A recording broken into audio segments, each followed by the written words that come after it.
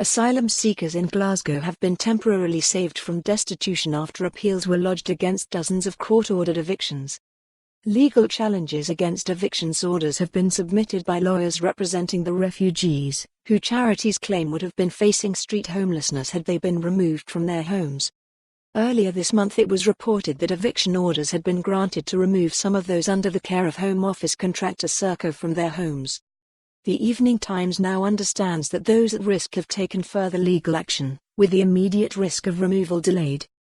The Scottish Refugee Council's Graham O'Neill said, "Whilst no evictions in the coming days is welcome news, we must be clear that we are still facing a humanitarian crisis on the streets of Glasgow this winter. People rendered street homeless suffer severe risk to health and safety. Some may die. It is important to be clear that this could happen. Glaswegians know how cold our winter is here." Many of these ongoing cases could ultimately lead to lawful evictions taking place. It is also possible that Serco are still quietly evicting isolated people who have had no legal or other help, as we saw in the summer. We call on the Home Office and UK government to reform the asylum support system, removing forced destitution from the system. We call on the City of Glasgow, including but not limited to the Council, to come together urgently in an emergency humanitarian response. Other charities have said proactive work is underway to tackle the ongoing threats.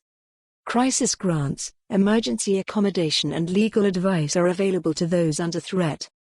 Rabina Qureshi of Positive Action in Housing said, "Our destitution caseworkers are on standby to assist those who face eviction with shelter in the homes of volunteers. We are currently sheltering 60 families or individuals on any given night.